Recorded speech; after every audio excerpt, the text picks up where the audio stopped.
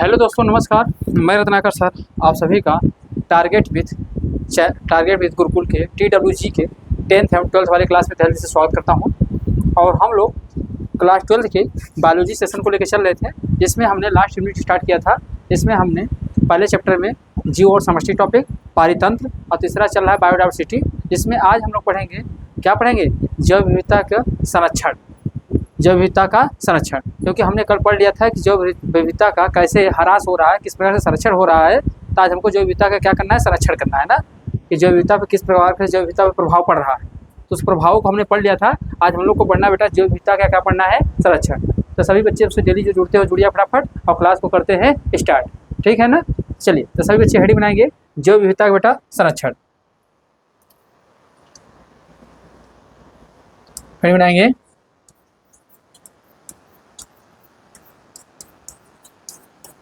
जैव विविधता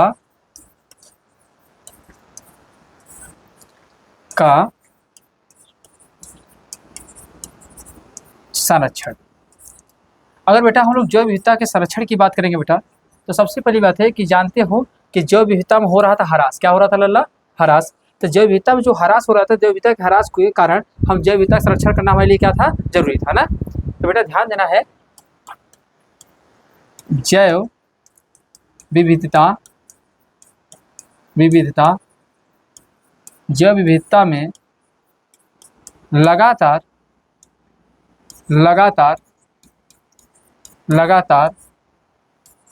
हो रहा ह्रास। या मतलब बेटा क्या ले सकते हैं, कमी। क्या हो रहा था? कमी के कारण जैव विविधता का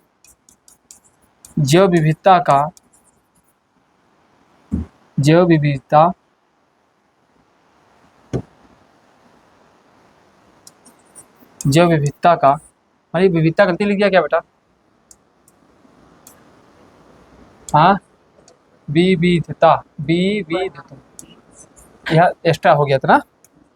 जैव विविधता का संरक्षण। तो जैव विविधता का क्या लिखे बेटा? यहाँ भी देखिए गड़बड़ लिख दिया मैं, आप लोग सुधार लीजिएगा। जैव विविधता का में लगातार हो रहा ह्रास के कारण जैव विविधता का संरक्षण अनिवार्य था।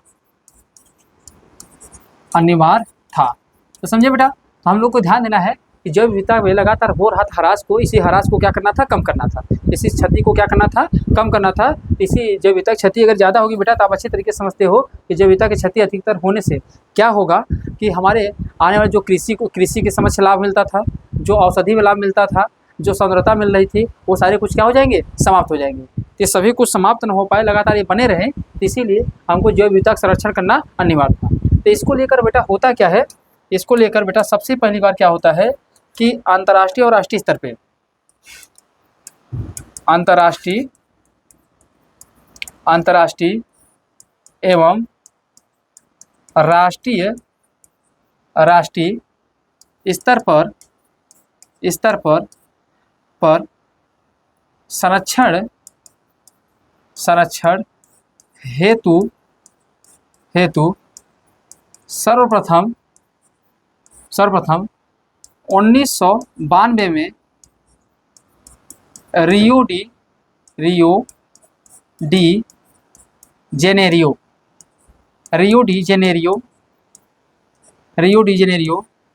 के पृथ्वी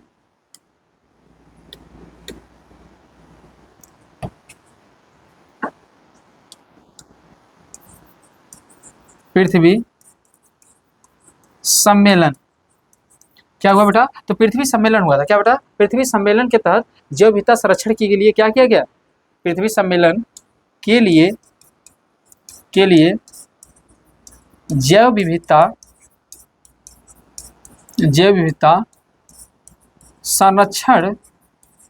संरक्षण हेतु UNCBD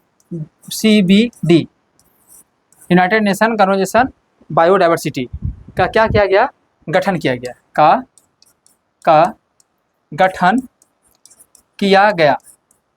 गठन किया गया बेटा। इसका फुल फॉर्म क्या होता है? United nation conservation biodiversity. तो इसी को बचाव के लिए सबसे पहली बात इसकी चर्चा कहाँ होती है बेटा? तो सबसे पहले लल्ला इसकी चर्चा होती है रियो डी जेनेरियो में। कहाँ होती है? रियो डी जेनेरियो में। और रियो डी जेनेरियो क्या था? पृथ्वी सम्मेलन। और उसी पृथ्वी सम्मेलन के तहत पहली बार जैव विविधता संरक्षण की बात की जाती है कि नहीं, हमको इन जीवों को बचाना है, इन जीवों में जो संकट आ रहे हैं उन संकटों को क्या करना है? कम करना है। समझ रहे हो? तो इन संकटों को कम करने के लिए पहली बार इसकी चर्चा वैश्विक स्तर पर चलती है। और ये कहाँ था बेटा? ये मीटिंग हुई थी यूएसए में। कहाँ हुई थी? यूएसए में। तो पहली बार जैव विविधता संरक्षण के लेकर बात चलती है बेटा। जब बात चलती है तो भारत भी तो विश्व के पटल पे जुड़ा हुआ है।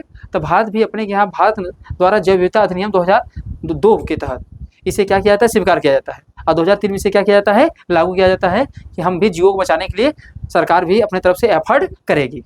समझ रहे हैं? क्यों बचाना जरूरी है? क्योंकि जब विविधता अगर नष्ट होगी तो जानते हो ना पर्यावरणीय प्रभाव पड़ेगा। इसके अलावा बेटा जानते हो ना औषधियों में समस्या आएगी। अब भाई जितनी भी दवाइयाँ मिलती है किससे मिलती है? इसी से मिलती हैं। जीव जंतुओं से प्राप्त हो जाते हैं, पेड़ पौधों से प्राप्त होते हैं। इन सभी की क्या हो जाएगी? समस्या हो जाएगी। इन सभी समस्या न हो पाए इसलिए बेटा पहली बार हुआ। तो बेटा आगे बढ़े, मैं यहाँ से बढ़ूँ, यहाँ तक बात समझ आ रहा है ना? तो होता क्या बेटा? तो यहाँ से भारत इस अधिनियम को 2002 में क्या करता है? पारित करता है ना। तो भारत इस अधिनियम को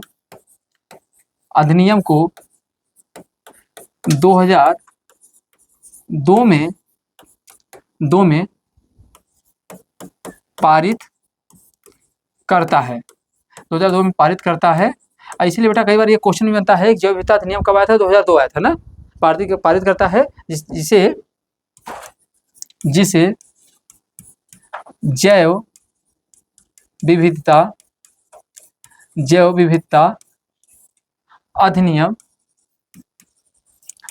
अधिनियम 2000 कहते हैं। जिसे जैव विविधता अधिनियम 2002 कहते हैं बेटा। पर वास्तव में अगर पूछा जाए बेटा ये लागू कब हुआ था? तो जिसे लागू किया गया था 2003 में ना। तो ध्यान देना, जिसे लागू 2003 में किया गया था। तो आपसे पूछा जाए कब लागू किया गया था बेटा? तो 2003 में लागू किया गया था। ठीक है ना? तो समझ रहे हो? तो ये बात समझ पाए नहीं समझ पाए आप लोग? इस बात को समझ पाए बेटा? चलो इसको यही रहने दो, आप ऐसे लिख लो यहाँ पे। ठीक है ना? तो बेटा ध्यान देना, तो हमने क्या कहा कि जैव विविधता संरक्षण करना था। और संरक्षण करने के लिए सबसे पहले अंतर्राष्ट्रीय स्तर पे रियो डी जेनेरियो में पृथ्वी सम्मेलन होता है। और उस सम्मेलन में हम कहते हैं नहीं, अब जैव विविधता को भी बचाने की जरूरत है। अब ऐसे में पहली बार जैव विविधता अधिनियम के लेकर पूरे देश को जागरूक किया जाता है। तो ऐसे में भारत भी आगे बढ़ के आता है। अब भारत 8-10 साल के बाद अपने देश के अंदर 2002 में जैव विविधता अधिनियम लाता है ना।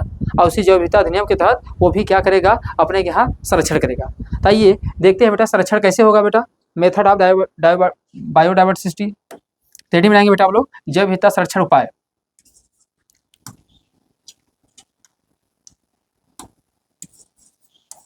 जैव विविधता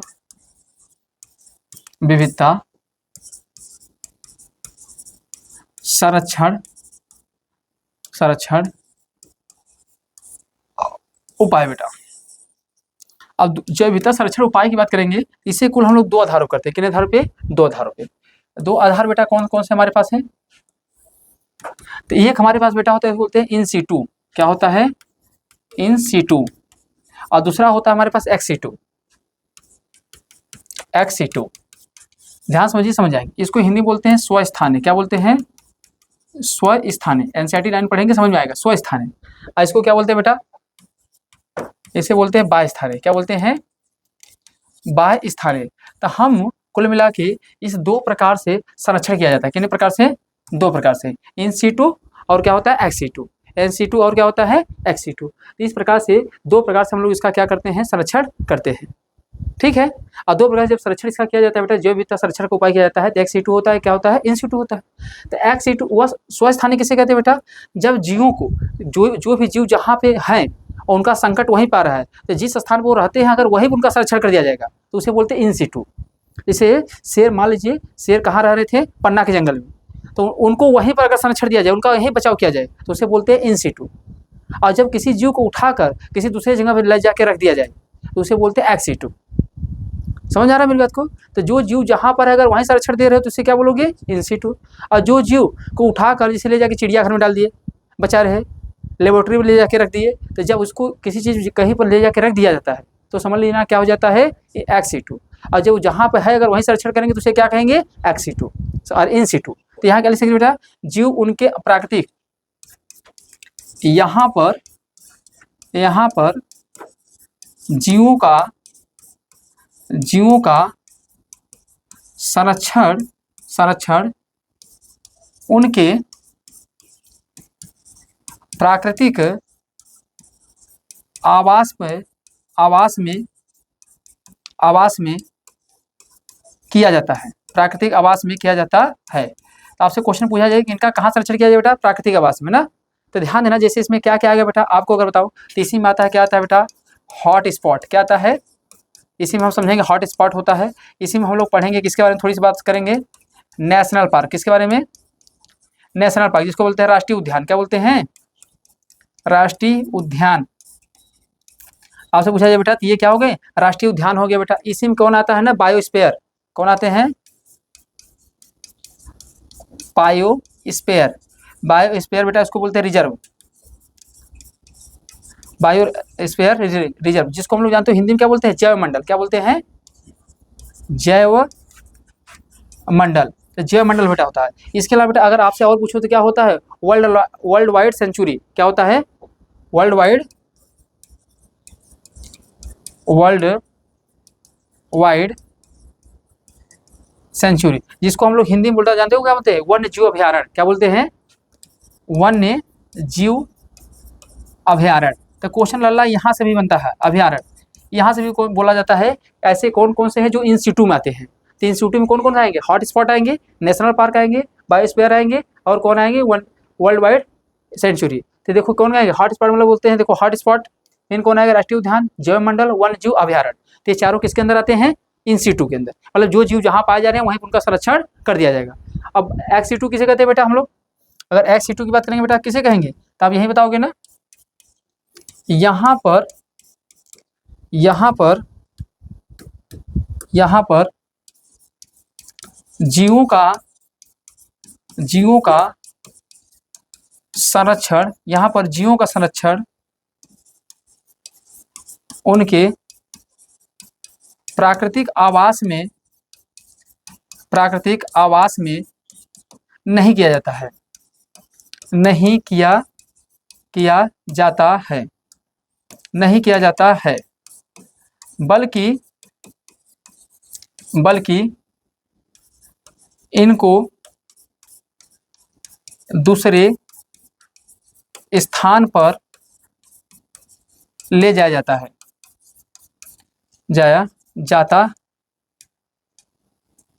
जाता है।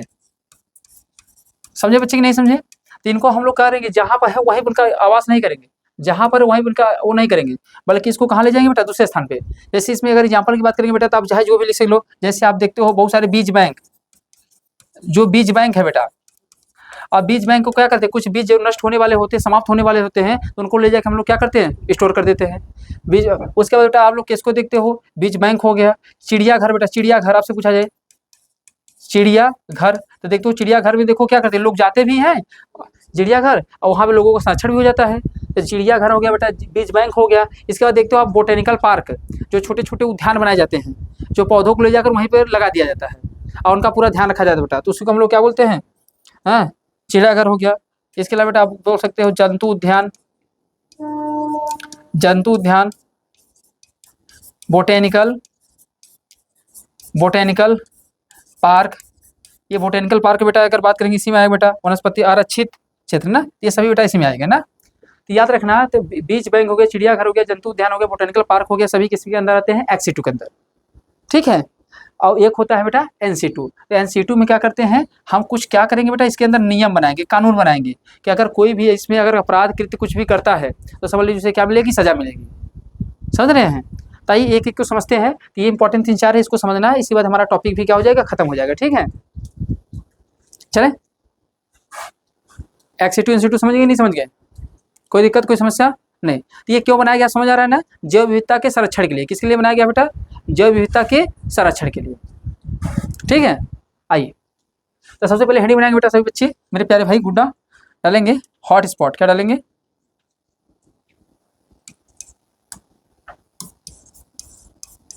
Hot spot. हॉट स्पॉट डालो भाई सभी लोग, डाल दिया।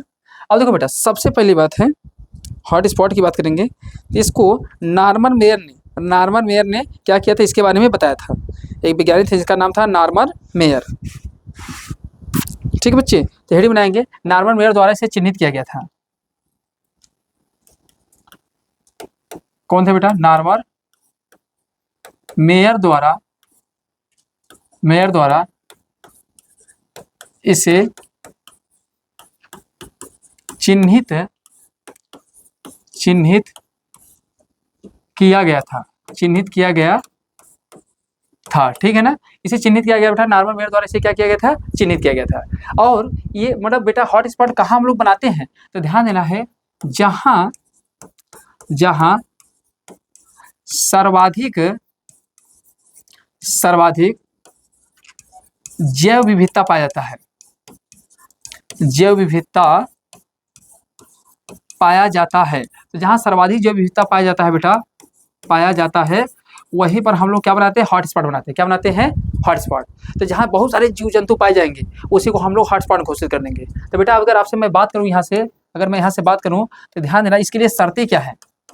अगर कहीं पे हॉट स्पॉट घोषित कर रहे हैं बेटा तो इसके लिए कुछ शर्तें होंगी, नहीं होंगी। इसके लिए बेटा कुछ क्या होंगे, हमारे पास शर्तें होंगी। तो क्या शर्तें होती हैं लल्ला, तो पहली बात कम से कम वहां पर ध्यान देना 1500 स्थानिक पौधों का होना अनिवार्य है। 1500 स्थानिक पौधों का होना अनिवार्य है, जो और कहीं नहीं पाए जाते हों, बेटा इस बात को भी याद रखना। मतलब जो 1500 पौधों आपने खोजे हैं ना, तो ऐसा ना हो उसका हर स्थान वो मिलता हो, बस वो जहाँ है वहीं पर मिले। इसके अलावा बेटा सबसे दूसरी शर्त इसके लिए बेटा है, दूसरा शर्त है कि यह कि 70% जातियाँ क्या हो चुकी है बेटा, मूल प्राकृतिक आवास क्या हो, समाप्त हो चुका हो। मतलब ऐसे समझो उस क्षेत्र के अपने मूल प्राकृतिक आवास का कम से कम 70% हिस्सा क्या हो चुका हो, नष्ट हो चुका हो। समझ रहे हो। तो उस क्षेत्र के मूल प्राकृतिक आवास का दूसरी शर्त है बेटा, आवास का लगभग कम से कम 70% नष्ट हो गया हो, 70% नष्ट हो गया हो। ठीक बच्चे, तो इस पॉइंट को भी याद रखेंगे कि यह दो शर्तों के आधार पर हम लोग हॉट स्पॉट का चयन करते हैं। लगभग वहाँ 1500 स्थानीय पौधों को होना चाहिए जो कहीं अन्य जगह पर ना पाए जाते हों। दूसरी चीज़ें लगभग वहाँ के 70% जो मूल आवास है वो क्या हो चुके हों, नष्ट हो चुके हों। तो उनके बचाने के लिए हम लोग वहाँ के क्या कर देते हैं, हॉट स्पॉट। ठीक है, ये बात क्लियर हो गई नहीं बेटा, बताओ ये क्लियर हुआ नहीं। तो विश्व में पूछा जाए बेटा, आपसे क्वेश्चन अगर पूछा जाए कि विश्व में कुल कितने हॉट स्पॉट हैं, तो विश्व में कुल 36 हॉट स्पॉट चिन्हित किया गया है। कितने हॉट स्पॉट चिन्हित किया बेटा, कुल कितने, 36 किया गया है ना। अब बेटा आपसे पूछा जाए कि भैया भारत में कितना है, भारत में तो बेटा भारत में कुल कितने हॉट स्पॉट है बेटा, तो कुल 4 हॉट स्पॉट है। कितने हैं, 4 हॉट स्पॉट हैं बेटा अपने इंडिया में, हॉट स्पॉट। आपसे क्वेश्चन पूछ लिया इंडिया में कुल कितने हैं बेटा, 4 है। तो कौन कौन से 4 है बेटा, एक तो बेटा हमारे पास कौन है, हिमालय क्षेत्र। कौन है, हिमालय क्षेत्र। तो हिमालय क्षेत्र में भी बहुत ज़्यादा बायोडाइवर्सिटी पाई जाती है बेटा। जहाँ से हम लोग पेड़ पौधे पर्वत बहुत ज़्यादा पाए जाएंगे वहीं से हम लोग जैव विविधता पाई जाएगी ना, पेड़ पौधे जहाँ ज़्यादा पाई जाएंगी वहीं पाई जाएगी। दूसरा कौन सा बेटा है हमारे पास, तो दूसरा हमारा बेटा जिसको बोलते हैं पश्चिमी घाट, किसको बोलते हैं, पश्चिमी घाट। तो जो पश्चिमी घाट है लल्ला ना, यहाँ से याद कर लेना, पश्चिमी घाट में एक स्थान इसका नाम है केरल। केरल की शांत घाटी, केरल के शांत घाटी में, कस भैया कहाँ आ गया, कहाँ मक्खी आ गया, पढ़े भी देता हूँ, लेट हो गया रहा नहीं यार। केरल की शांत घाटी, शांत घाटी में सर्वाधिक सर्वाधिक जैव विविधता, जैव विविधता भारत के अंदर, भारत के अंदर अंदर पाया जाता है, पाया जाता है। तो अगर बेटा आपसे क्वेश्चन पूछे भारत के अंदर सर्वाधिक कहाँ पाया जाता है, तो पश्चिम घाट में। तीसरा कहाँ पाया जाता है बेटा, तीसरा तो आप बोल देंगे इंडो बर्मा, इंडो बर्मा क्षेत्र। इंडो बर्मा क्षेत्र मतलब जो इंडोनेशिया ऊपर बर्मा वाला क्षेत्र है बेटा, एक तो वहाँ पाया जाता है, इंडो बर्मा क्षेत्र पाया जाता है। दूसरा पाया जाता है सुंडालैंड। क्या यार पढ़ाने तो काहे डिस्टर्ब कर रहे भाई, मूड नहीं डिस्टर्ब करो रहेगा। दूसरा पाया जाता है बेटा सुंडालैंड। और सुंडालैंड जानते हो कहाँ होता है, ये अंडमान निकोबार वाले क्षेत्र में आता है। तो ये 4 जगह हॉट स्पॉट पाए जाते हैं, भारत के अंदर पाए जाते हैं। कितनी जगह पाए जाते हैं, 4 जगह पे, ठीक है। तो कौन कौन पाए जाते हैं, एक तो हिमालय क्षेत्र है, पश्चिमी घाट है, इंडो बर्मा क्षेत्र है, और कौन है सुंडालैंड क्षेत्र है। ये 4 जगह पाए जाते हैं, पर सर्वाधिक कहाँ पाया जाता है बेटा, पश्चिम घाट के केरल घाटी में ना, पश्चिमी घाट के केरल की शांत घाटी में सर्वाधिक पाए जाते हैं। ठीक है बच्चे, तो बताओ अगर इससे क्वेश्चन बनेगा तो कर ले जाएंगे हॉट स्पॉट से। तो ये सभी चीजें क्या हो रही हैं, अब बताओ यहाँ पे प्रोटेक्शन लगा दिया गया है, कोई कुछ कर नहीं सकता है, कोई शिकार नहीं कर सकता है, बताओ इनका बचाव होगा नहीं होगा। ठीक है, अब आइए, अब आइए बच्चे आगे चलते हैं हम लोग। अब डालेंगे नेशनल पार्क, राष्ट्रीय उद्यान। प्रणाम भैया।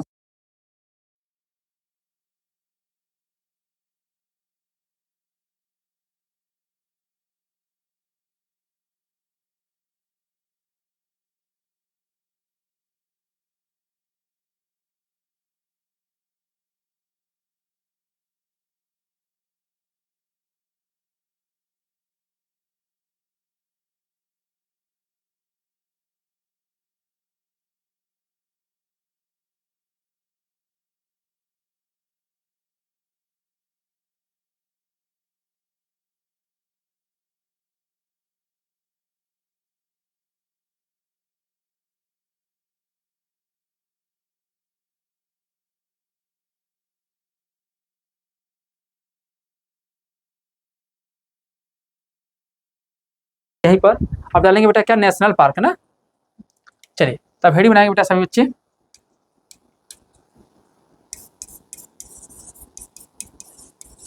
नेशनल पार्क जिसको बोलते हैं बेटा हम लोग क्या बोलते हैं, राष्ट्रीय उद्यान। ये सभी जो बनाए गए हैं इसके माध्यम से क्या किया जाएगा, जैव विविधता का क्या किया जाएगा, संरक्षण ना। जैव विविधता क्या किया जाएगा बेटा, संरक्षण। तो सबसे पहली बात क्वेश्चन यही पूछा जाता है, इसको किस अधिनियम द्वारा एक्ट बनाया गया है। इसे ध्यान देना बेटा, अगर आपसे पहला क्वेश्चन यही बनेगा, इसे इसे वन्य जीव अधिनियम 1972 के तहत इसका गठन किया गया था,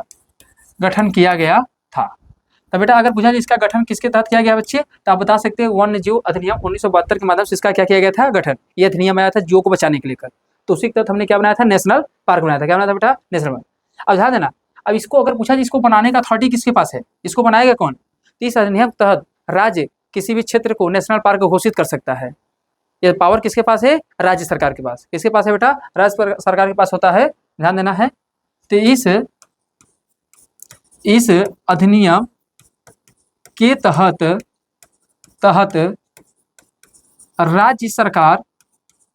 राज्य सरकार किसी भी क्षेत्र को शॉर्ट फॉर्म में लिख रहा हूं, national park, NP, national park घोषित कर सकता है बेटा। तो याद रखेंगे इस अधिनियम के तहत राज्य सरकार किसी भी क्षेत्र को नेशनल पार्क घोषित कर सकता है। ठीक है ना, कोई दिक्कत कोई समस्या है नहीं। पर ध्यान देना बेटा, अगर नेशनल पार्क बना दिया है पर इसे ध्यान देना समाप्त कौन करेगा, इसे समाप्त सिर्फ करने की शक्ति केंद्र पर सरकार के पास होती है। बनाने के तुम बना दोगे, अब सोचो तुम इसको समाप्त कर दें तो आप समाप्त नहीं कर सकते हो, समझ रहे हो। तो इसको समाप्त करने की शक्ति केवल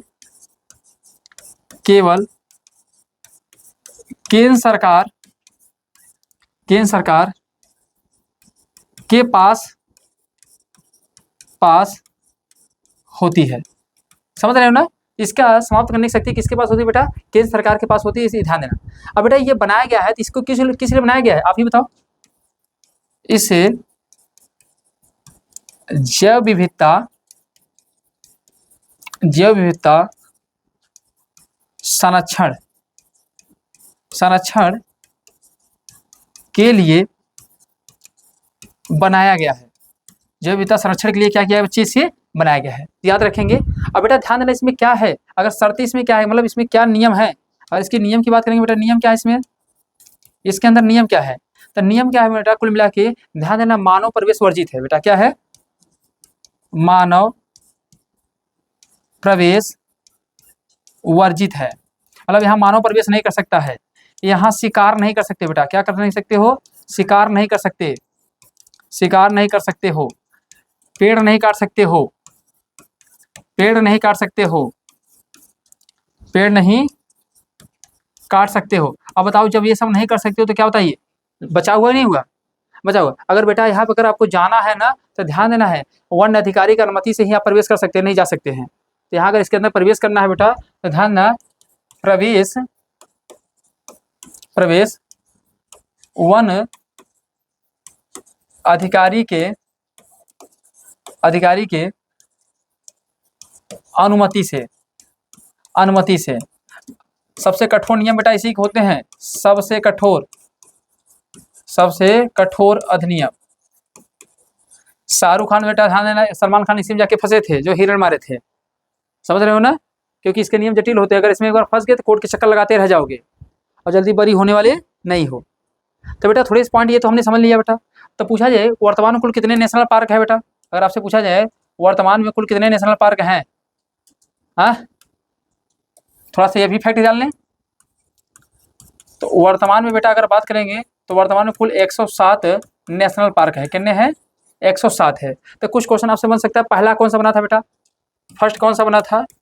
तो ध्यान देना, जो फर्स्ट बना था उसका नाम क्या था बेटा, 1936 बनाया था, जिम कॉर्बेट नेशनल पार्क, 1936 बना था, जिम कॉर्बेट नेशनल पार्क। इसी को बेटा ध्यान, जिम कॉर्बेट नेशनल पार्क है ना, तो ये कहाँ बना था, उत्तराखंड के नैनीताल में। क्या बना था, उत्तराखंड के नैनीताल में बेटा, नैनीताल में। पहले इसे बेटा जानते हो क्या कहते थे, पहले इसे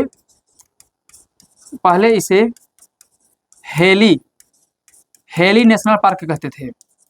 आपसे पूछा जाए इसे किस नाम जानते थे, हेली नेशनल पार्क, समझ रहे हो। अच्छा क्वेश्चन और बन सकता है बेटा यहाँ पे, अगर पूछा जाए सबसे बड़ा नेशनल पार्क कौन सा बेटा, सबसे बड़ा, तो अगर सबसे बड़ा पूछा जाए आपसे बेटा कौन सा है, तो हेमिस। क्या बताएंगे, हेमिस नेशनल पार्क। कौन है, Hemis national park. Hemis national park कहाँ है बेटा आपका, जहाँ का लद्दाख, जहाँ का सोनम वांगचुक है, जो आज इस समय जंतर मंतर में प्रोटेस्ट करने के कारण 20 दिन तक भूख हड़ताल किया गया, फिर उसे उठा ले दिया गया। इसमें विद्रोह बहुत तेज चल रहा है, तो वही कहा है सोनम वांगचुक, समझ रहे हो, बहुत बड़ा साइंटिस्ट है बेटा वो। सबसे बड़ा अगर पूछा जाए तो हेमिस है। और बेटा सबसे छोटा पूछा जाए तो, सबसे छोटा ये भी तो पूछ सकता है, सबसे छोटा। तो बेटा अगर सबसे छोटा की अगर हम लोग बात करेंगे ना तो उसको बोलते हैं ना south button island, south button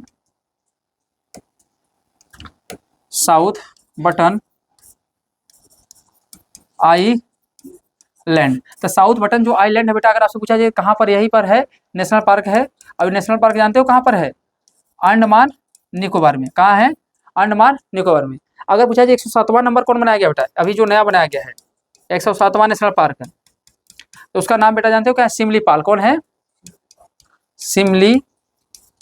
Similipal. Similipal जानते हो कहाँ है बेटा? सिमलीपाल बताओ कहाँ है? उड़ीसा में। कहाँ है? उड़ीसा में है। तो चलो, वैसे आपके सिलेबस में सब चीज़ें दिया नहीं, पर मैंने कहा थोड़ा फैक्ट भी बता देते हैं जिससे आपके थोड़े काम आसान हो जाए। तो एग्जाम्पल भी दे सकते हैं। तो अगर नेशनल पार्क से बेटा क्वेश्चन बनेगा तो यही बनेगा, इससे ज़्यादा कुछ बनने वाला नहीं है। तो आगे बढ़ जाऊँ क्या मैं? अगर आपकी अनुमति है बेटा तो हम लोग आगे बढ़ जाएँ। चलो,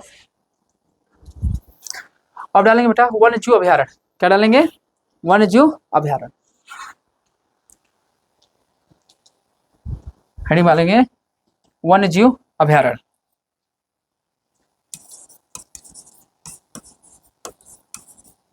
वन्य जीव अभ्यारण्य। अब बेटा जो वन्य जीव अभ्यारण्य है, इससे प्रश्न क्या बनेंगे? इसका गठन कैसे किया गया था बेटा?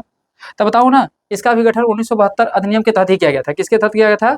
1972 के तहत ही किया गया था। तो मैं बोलता हूँ फट से आप लिख लीजिए। मैं बोलता हूँ फट से आप लोग लिख लीजिए, तेजी से लिख लीजिए भैया। बोले देखेंगे इसका गठन 1972,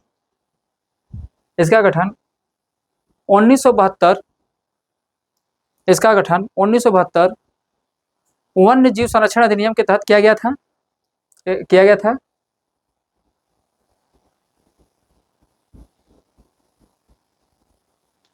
इसका गठन वन्य जीव संरक्षण अधिनियम 1972 के माध्यम से किया गया था। यहाँ पर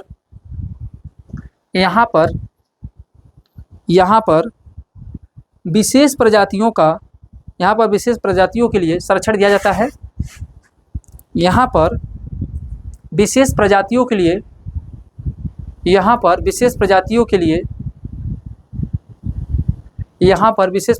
लिए संरक्षण दिया जाता है। इसमें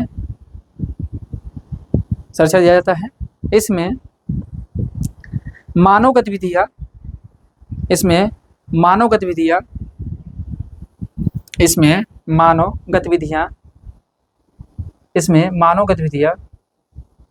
पशुचारण, सूखी लकड़ी इकट्ठा करना,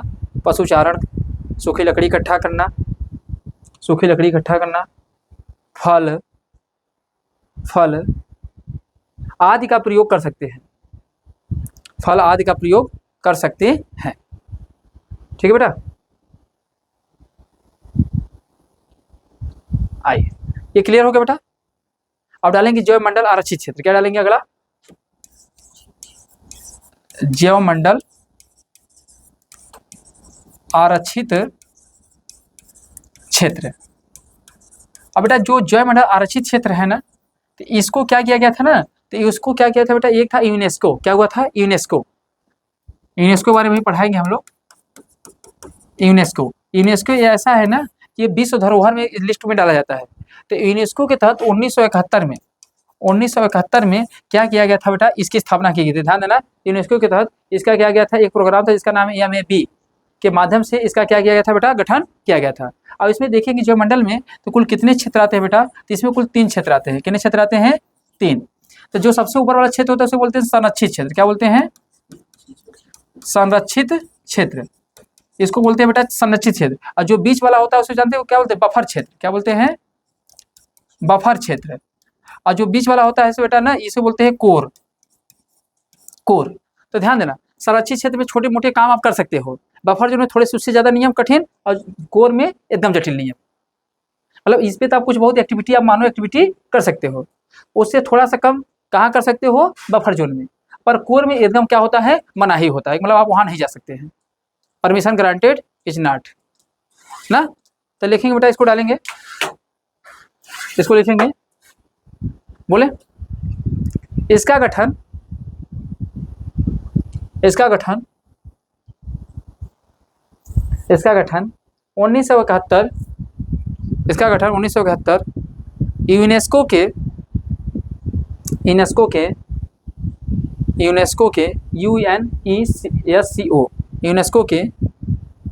यूनेस्को के मैन एंड बायोस्फीयर, ऐसे लिख सकते हैं, man and biosphere programme, programme short form में ले सकते हैं MBP। क्या बोल सकते हैं बेटा, इसको बोल सकते हैं शॉर्ट फॉर्म में क्या लिख सकते हैं ना, या तो लिख सकते हैं MAB, इस बस इसको लिख सकते हैं MABP ना, मैन एंड बायोस्फीयर प्रोग्राम के तहत या के माध्यम से इसका गठन किया गया था, इसके माध्यम से इसका गठन किया गया था। इसमें कुल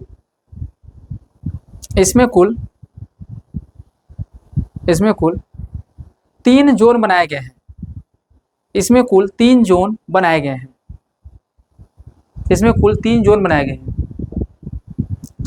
पहला डालेंगे बेटा संरक्षित क्षेत्र,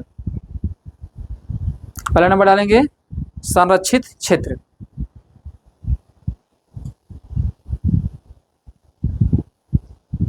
लिखेंगे संरक्षित क्षेत्र में लिखेंगे इसमें नियम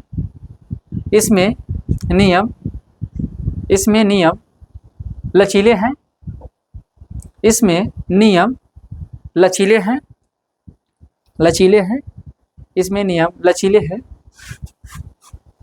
यहाँ पर मानव गतिविधियाँ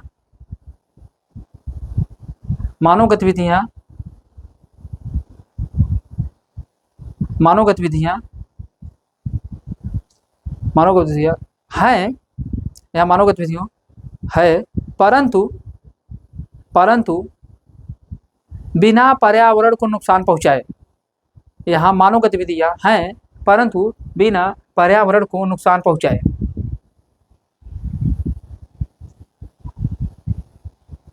बिना पर्यावरण को नुकसान पहुँचाए। अगला लिखेंगे बेटा, दूसरा डालेंगे बफर क्षेत्र।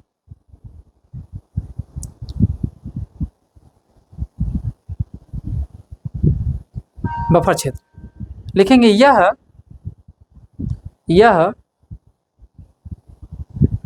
जैवमंडल आरक्षित क्षेत्र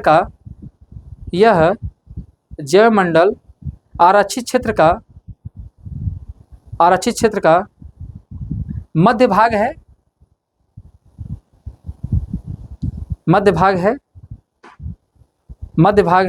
यहाँ पर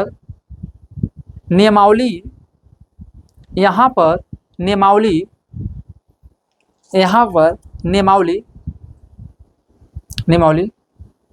संरक्षित क्षेत्र से जटिल तथा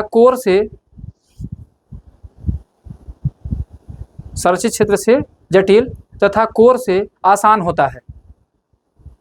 कोर मतलब समझ रहे हो ना, ये बीच वाला कोर से आसान होता है।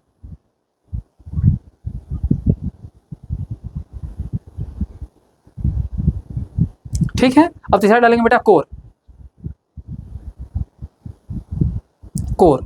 लिखेंगे कोर के बारे में, यह जैवमंडल आरक्षित क्षेत्र का केंद्रीय भाग है।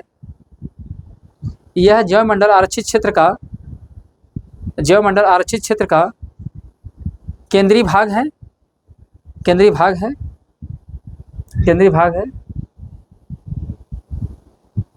यहाँ पे संरक्षण के नियम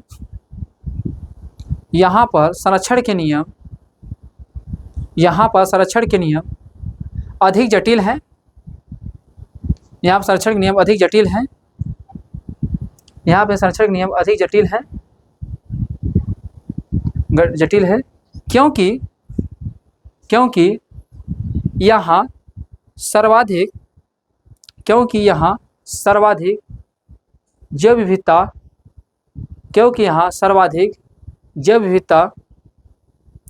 क्योंकि यहाँ सर्वाधिक जैव विविधता पाई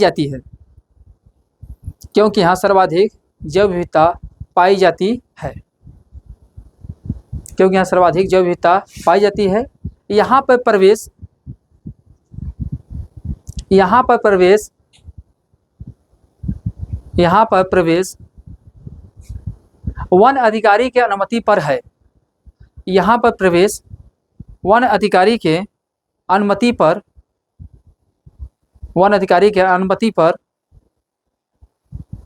पर है। समझ बेटा। तो ये बताइए, अभी आपने पढ़ा नेशनल पार्क के बारे में पढ़ा, हॉटस्पॉट के बारे में पढ़ा, ये सब के बारे में पढ़ा। चिड़ियाघर में कोई विशेष बताना नहीं, क्योंकि चिड़ियाघर पूछता नहीं कभी चिड़ियाघर कौन कहाँ पाया जाता है। समझ रहे हो। तो इन सभी माध्यमों से हम लोग जीव का क्या करते हैं, संरक्षण करते हैं ना। तो हमारे द्वारा ये बायोडाइवर्सिटी टॉपिक को कंप्लीट कर दिया गया है। अब आप एनसीईआरटी बुक को आप बढ़िया से क्या करिए, लाइन बाय लाइन इसको चैप्टर को पढ़ जाइए, किताब को पढ़ ले जाइए। आपको देखिएगा कहीं भी जब विविधता चैप्टर में समस्या नहीं आएगी। समझ रहे हो मेरे बच्चे। तो हमारे द्वारा चैप्टर खत्म किया जाता है। अब इसके क्वेश्चन आंसर को हम करवा देंगे। मिलते हैं अगले क्लास में नए चैप्टर के साथ। तब तक के लिए सभी को जय हिंद, जय भारत।